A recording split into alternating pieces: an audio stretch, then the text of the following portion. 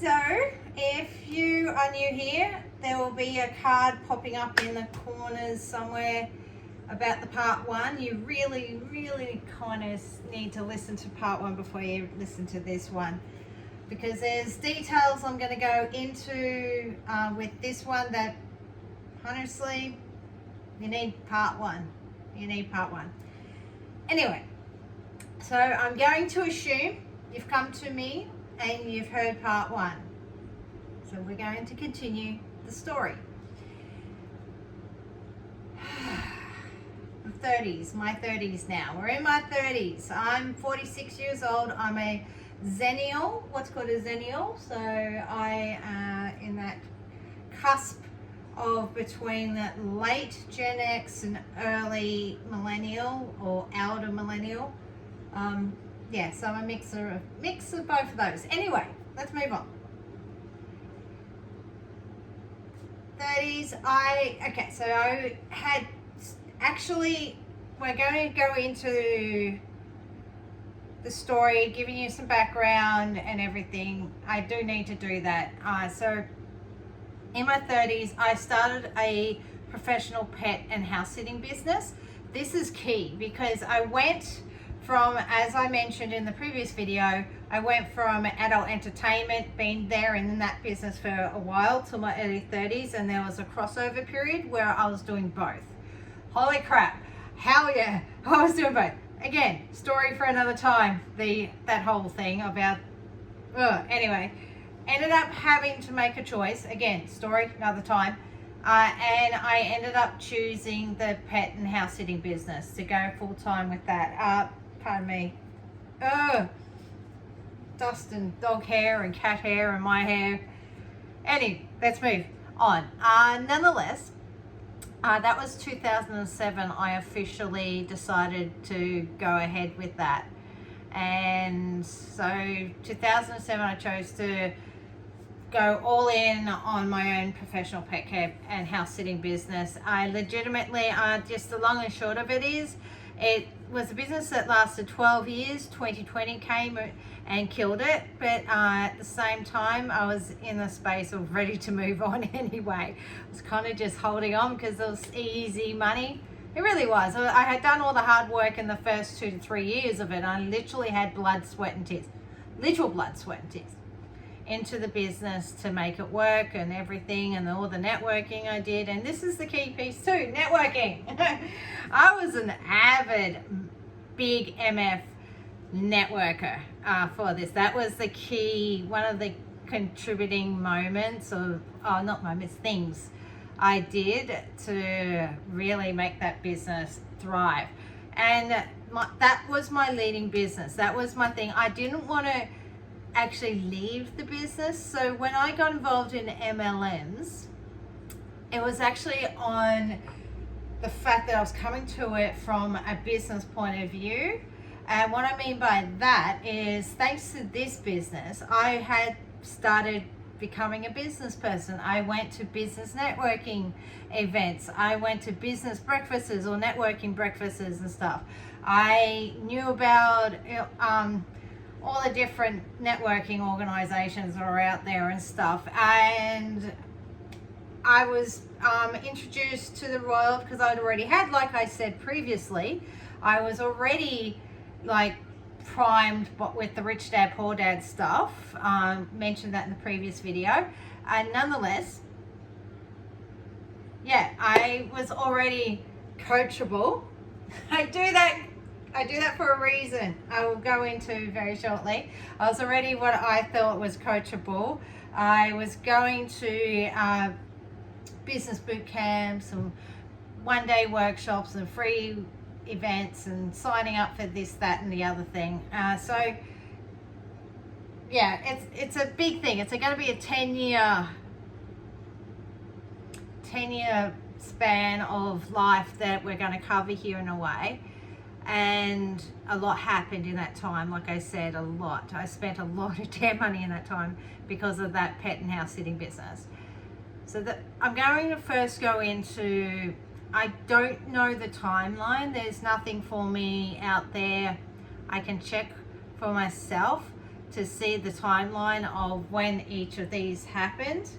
But I can tell you right now, in my 30s, especially with my business, most likely in the first 2 to 3 years, possibly 4th or 5th year, I was definitely heavily involved with networking. Like I said, I was networking with other pet sitters around. That's a key piece. I'll give you a little business tip here. Any person in a service-based business, network it with everyone else in the service-based business, because you'll thank me later for that tip. I can expand upon that if you ever want me to. Nonetheless, send out cards twice. This is the MLMs. It was 2 MLMs specifically. There was a third near the end, but I'll go into it. It's like a real hot flash in the pan stuff before we'll go into my third part. The third part of this series will be about Enagic and Inner Circle Australia and that whole thing. And disclaimer up front is always in the description below, allegedly in my opinion, and this is my experience, all the things. Amway, I call it the granddaddy of MLMs. The grandmother, you could say. Anyway, the grandmama.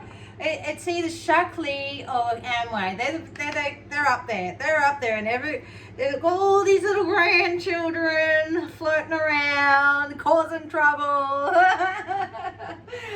But Amway, I got involved with Amway.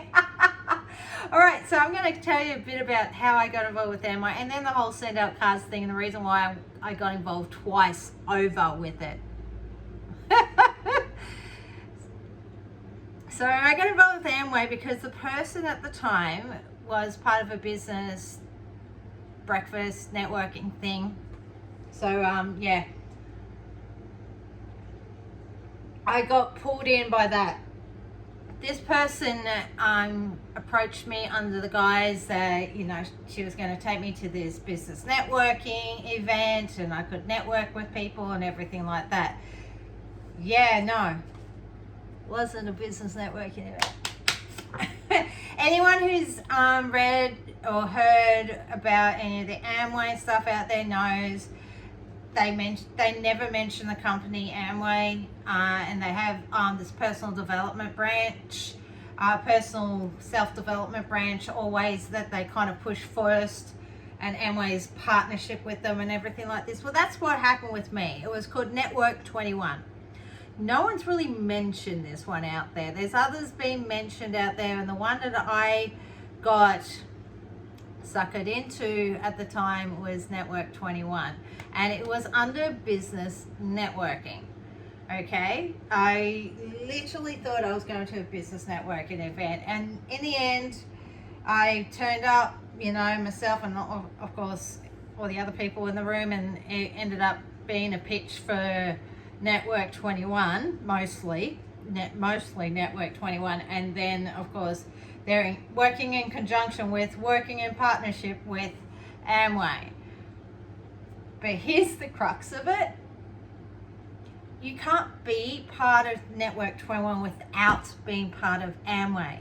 So you have to have an IBO number. So IBO is independent business owner. That's what Amway calls you as a distributor. Independent business owner. You're not a business owner, but anyway. So yeah, IBO, you need an IBO before you can really get into the Network 21 stuff.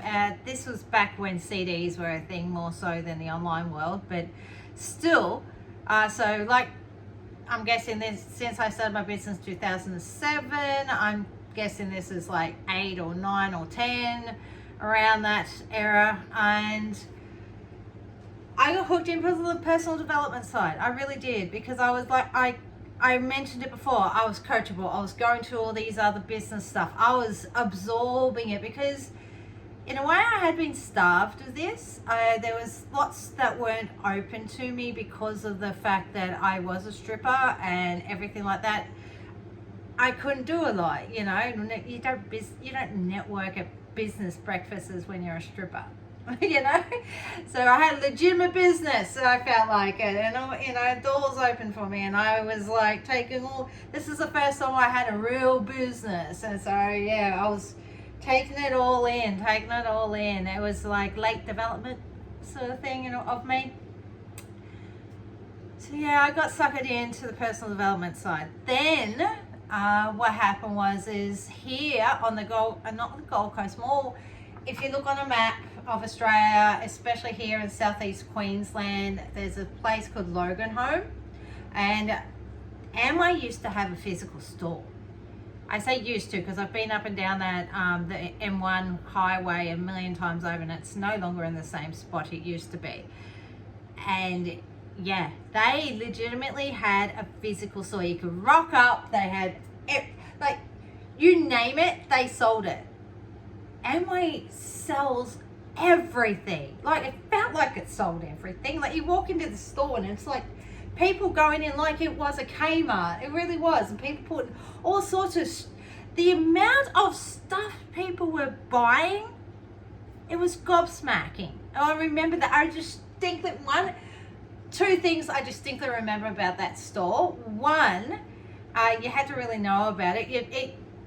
Seen it on the highway now, like whenever it was until it moved or whatever, I was all like, unless you really knew, yeah, you don't really go in. And yeah, they have everything. That was the really big thing. Like, anyway, so there's that, and then the fact that people were spending so much money at the checkouts, it was just kind of like mind blown. It was just like, okay, cool. That wasn't really the thing that really got me in. I really remember the scripts. Oh my God, I really wish I kept them, because I did have like a printout folder thing of a whole heap of all the scripts. They gave you scripts. Like that was the other thing I remember with this Amway trip of this, is they gave you scripts, and I literally had a folder of them. They gave me a folder of all these scripts of how to talk to people, how to overcome objections, how not to. They were big on never, ever mentioning Amway. Don't try and avoid mentioning Amway as much as damn possible. All sorts of which way they moved around that one. I really wish I kept those scripts. Anywho, let's keep going. What ended up keeping me was the Network 21. Then I got hooked on their XX. So it's actually X and with an S. Energy drinks, because I couldn't touch Red Bull, V's or anything like that. If anyone saw my part 1, you understand. I talked about the Herbalife with the heart palpitations. I have that, and I kind of go off the deep end. I have sensitivities in regards to caffeine and everything, so I can only have a certain amount, and yeah, it's just not good. But I was loving their XS energy drink, and my business mind was going off. My business now was like, oh, I could totally get this into nightclubs. If I just got to find way in to get it into some of these nightclubs, because they have vodkas and Red Bulls and stuff like this. But if I could sell them cases of this would be awesome. This is going to be the product I'm going to use. Not any of the other products. This is the product I'm going to use. Right? And yeah, I was keen on that energy drink. And I also remember specifically they had those meetings for the Network 21. It was really about Network 21. They'd have like little signs pointing to Network 21, and a whole heap of people would be all going to the same thing, most of them distributors, but there was also this hidden underlying shame if you didn't bring someone. Like they wouldn't do it obvious, like in your face, but there was this underlying energy of shame if you couldn't bring someone, you didn't bring someone every time you turned up. There was. And I distinctly remember one time I got introduced to the upline, like the tippy top person of my leg, you could say, and just how cold they were, just how they had such a little superiority complex compared to me. I didn't feel any warmth from them. I just distinctly remember this. I didn't feel any warmth from them. I didn't really feel super great that I met them. Like, you know what I mean? Like, yeah. Didn't do anything for me. And then basically, what was the last straw for me wasn't the constant spending on the personal development. I actually thought I was getting something out of it. Remember, I was big on all this self-development stuff, on business development, I was the self, blah, blah, blah. I was sucking all that sort of stuff up like anything. Like, So I was in the right, I was fine with that. And the Amway stuff, I was converting everything in my household to Amway products. Nonetheless, I stopped when I went to the local convention. Like, there was, of course, like every MLM does, there was a big convention. I got discounted. I think I got the ticket comped or discounted. I remember I didn't pay full price. I know I had to pay to go there. I had to pay to go to it. People don't realize the costs, the hidden costs of these MLMs. You got to go to the convention. You cannot miss it. If you missed it, you know, yeah, if you missed it, you don't miss it. So yeah, you've got to go to these conventions. So the cost, time cost, the travel cost, if you have to. I was lucky, didn't really have to. I was in a car with other distributors, IBOs, and I was able to get there easily, but I still had to pay for my way there, even though I don't think I paid the full price. I think I got comped. Anyway, nonetheless, it was that convention that actually did the opposite effect of what they're meant to do. It complete utter opposite. To this day, I keep laughing about this, about how people go to conventions. So these network marketing MLM conventions, right? You're meant to go to it and be all like, yeah, I am fired up. I'm really good. Yeah. Really get super motivated, right? It did the complete utter opposite. It freaked me out. It freaked me out. I turned up and I remember being up in the nosebleed section, obviously. So I felt like it was nosebleed, like I'm looking down and like you can see everyone. I distinctly remember looking around. So I think it was Brisbane Entertainment Centre at the time, BXC, back then. And looking around at everyone, looking at the sheer numbers of people, sheer damn numbers of people. And I was just going, oh, these people are in this. Literally, I remember this is what was going on. And then them all celebrating, going on stage and celebrating all the people at different ranks and everything. Guess what happens? Of course, the tippy top, there's only a few. There's very few. And then lower and lower and lower you go, the more people are on stage. Now, here's what really freaked me out. Is seeing all the people getting recognition. They were really at the bottom, lower ranks. All those people. And I'm like sitting there doing like, not math, but in a way math in my head. Looking around at everyone in the stadium. Looking at all these people who had just joined or whatever. And we're ranking and all this sort of stuff, doing something that they got celebrated for, but they were at the bottom. There was a sheer number, there was a decent number of them. And then my mind started going into the fact that, okay, so what if, you can't really recruit people that have been involved with Amway, they're not going to come back.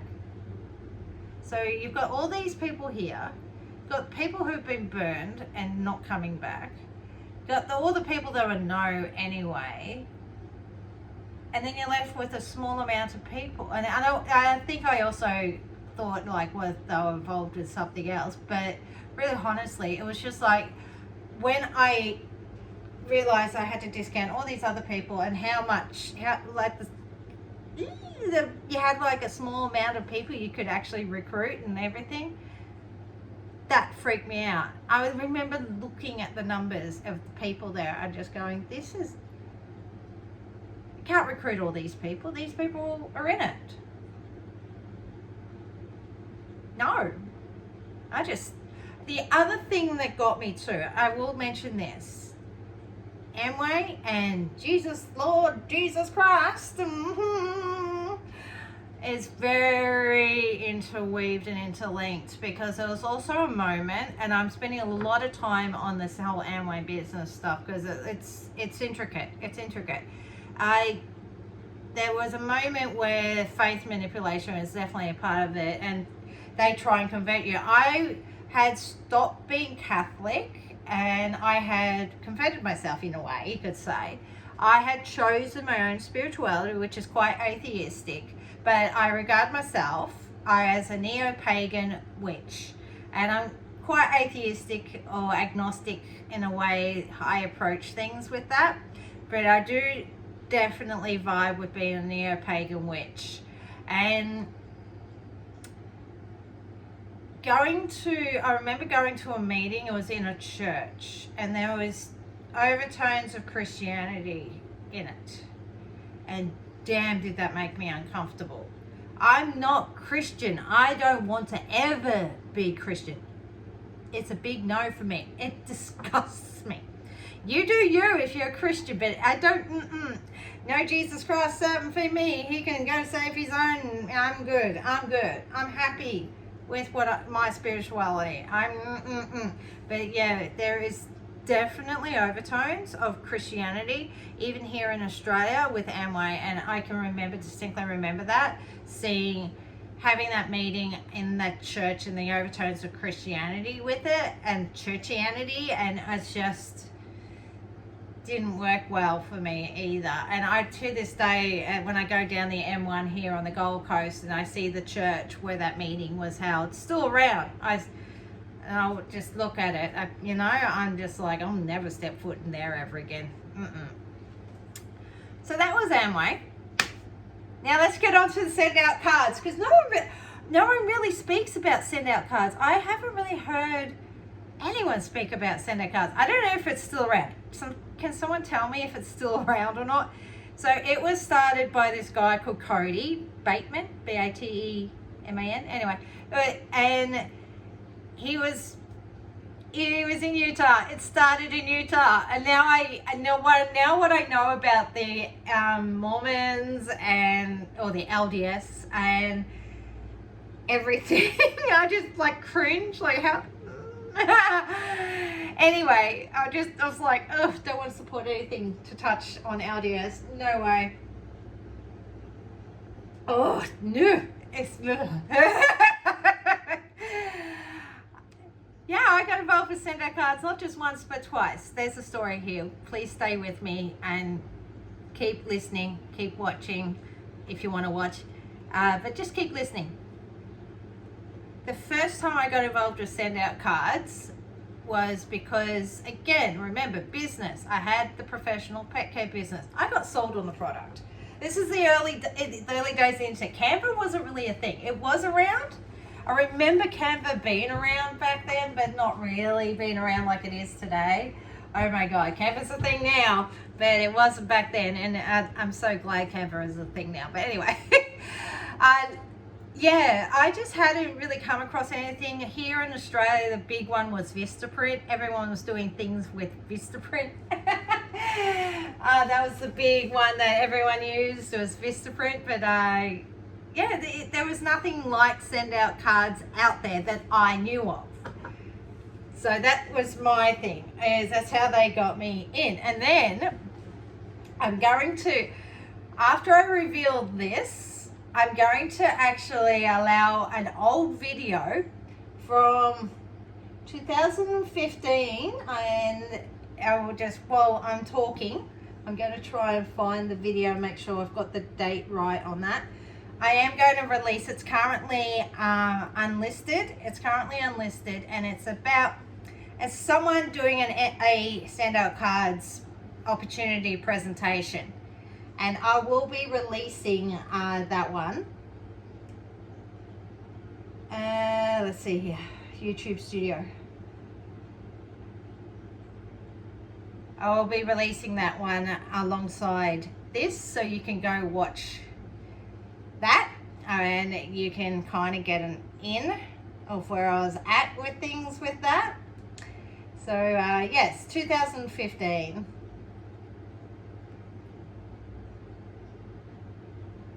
Oh my God.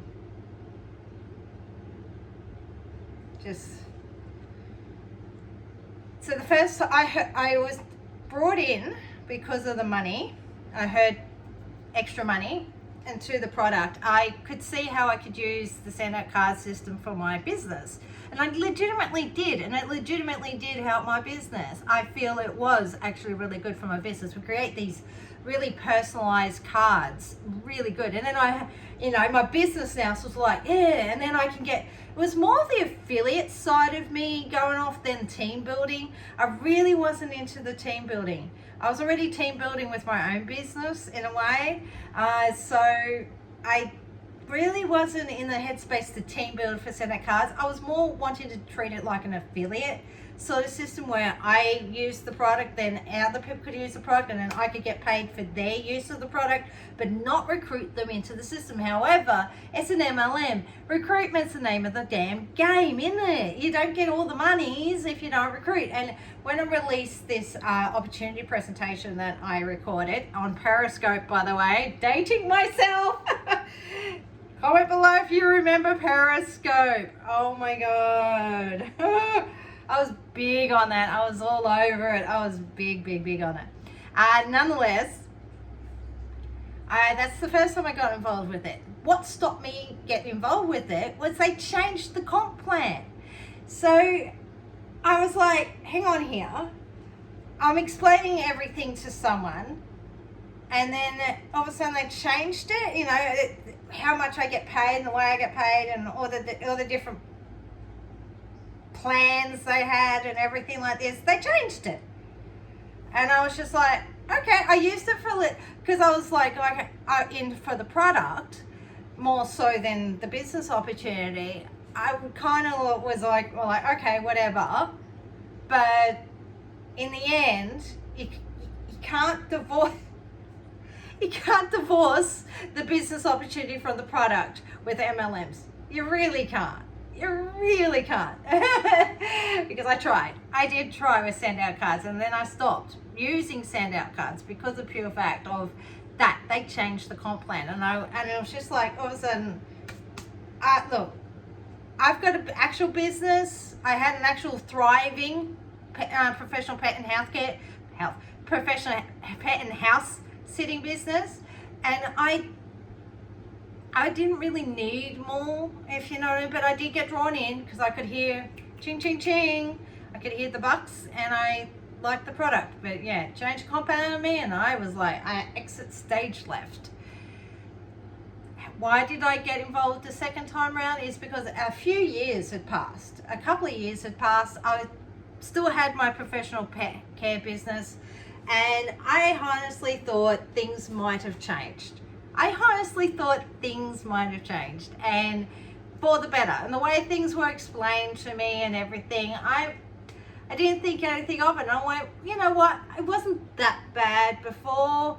I did enjoy the product. I signed up again.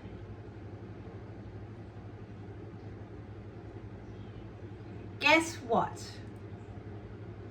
6 months later, I remember it. 6 months later, they changed the comp plan again. They changed the different plans and ways you'd get paid and changed things again. And here I am sitting here like 6 months later going, they did it again. Is this typical? Do they do this? And then, of course, they'll grandfather you in. Like if you signed up here and got this comp plan and this is the new one and the new plans, you were eventually grandfathered into the new ones and you have to go with it. You have no control. I had no control over that stuff. It was irritating AF. And because it was like 6 months later down the track as such, I say like that because I'm guessing, But regardless, it just annoyed me. I was just like, they're doing it again. They're doing it again. And so I was all like, you're not. You're not. I'm out. So yeah, that was my brief interactions with the MLM space in my 30s. Really, Amway was the big one. And then, of course, SendOut Cards twice. At the end, near the end there, like I said, I will finish on this. It's called Total Life Changes. TLC, I think I remember it was Total Life Changes. Anyway, it had just got into Australia. And I got signed up and signed on for a couple of reasons. This was around the time there was this like coffee getting peddled around. Like everyone was in on the coffee MLM. It was a coffee MLM of some kind. But this one was Lazo tea. I remember it was along those lines, tea. I'll, ask me in the comments below. I'll give you a link and everything. The tea was you get a pack. I remember you got a pack, you get 2 tea bags in it. You had to make a gallon of it, and then you drink the gallon, You lose the weight because I'm going to be crass here. I'm going to be really, really crass, but you literally lose the weight because it makes you shit. It made you shit like anything. It was like, woo! Flushed out that system great, but not really. It was a weight loss tea. It was definitely marketed as a weight loss tea. And that's not really the way I was marketing it. The way I was in on it was because at the time when they had just launched, I was able to get 50% commissions. So if I bought the tea, I could resell it and get 50% commissions. And then of course, I'd get other people be like, it's 50% commissions. You can do what I do and sell it and everything. And they're on my team and everything. So yeah, I started building with that very, very quickly. Actually, thank you, Facebook. I definitely used Facebook for this, Facebook Marketplace and Facebook, all the groups and everything like this. I was actually physically selling it. So I was actually buying inventory. I should have learned from Herbalife, but this time around, I was actually able to sell it. It was amazing how quickly I was selling the tea. And yeah, the only reason I got out again, guess what happened? I laugh because history repeating itself. The company changed the comp plan. The company changed the comp plan. Yeah, all of a sudden you didn't get they changed the whole 50% commissions. That didn't last. That didn't last that fucking long. Pardon my language, but it didn't last. And it annoys me because that was how I was getting everyone in and making so much money from it very, very quickly. And it was actually working. And then when they changed the comp plan from 50% to less, I was like, again, see ya, I'm out.